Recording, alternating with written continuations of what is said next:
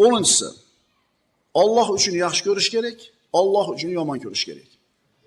Albatta biz kimlardadir yaxshi ko'ramiz, kimlardadir yomon ko'ramiz. Nimalarnidir yaxshi ko'ramiz va nimalarnidir yomon ko'ramiz. Endi u yaxshi ko'rishimiz va yomon ko'rishimiz o'zimizni shaxsiyatimizdan kelib chiqib turib belgilanadi. Palonchini yomon ko'rasiz. Nima uchun? Sizga bir marta grubit qilib qo'ygan. Palonchini yomon ko'rasiz. Nimaga? Bir marta nonushtaga aytganingizda nima qilmay qo'ygan? Bormay qo'ygan. Sizni shaxsiyatingizga tekkani uchun yomon ko'rasiz.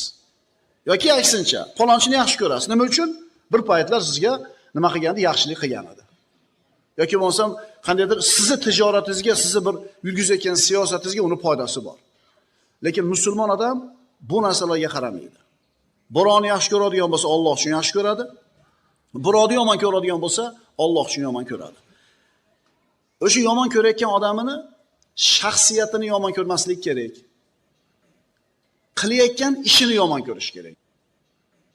Masalan, o'g'irlik qilayotgan o'g'rini ko'rganda o'zini yomon ko'rmaymiz biz, musulmon sifatida. Biz qilayotgan ishini yomon ko'ramiz. Endi shu o'g'irligini tashadimi, sizda unga nisbatan nafrat qolmaslik kerak. Agar o'g'irligini tashagandan keyin ham yomon ko'rayotgan bo'lsangiz, demak Alloh uchun yomon ko'rmayapsiz buni.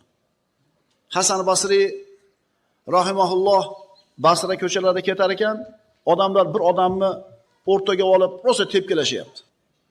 Ey tepanglar buni deb himoyasiga o'tib qoldi. Aytishdiki, siz yomon ko'rmaysizmi buni? Axir bu o'g'ri-ku deyishdi. Shunda Hasan Basri, men buni o'zini yomon ko'rmayman, o'g'irligini yomon ko'raman dedi. So'ngra aytdiki, agar shu odam suvga tushib, cho'kib ketayotganini ko'rsanglar, qutqarishga harakat qilarmidinglar? Ha deydi.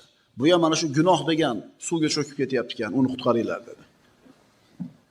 Mana endi bir shu elakni kallalarga solib turib, bir elaklar kallalardagi narsani kimni yomon ko'ryapsiz, nima uchun yomon ko'ryapsiz va kimni yaxshi ko'ryapsiz, nima uchun yaxshi ko'ryapsiz? Uyalib qolamizmi?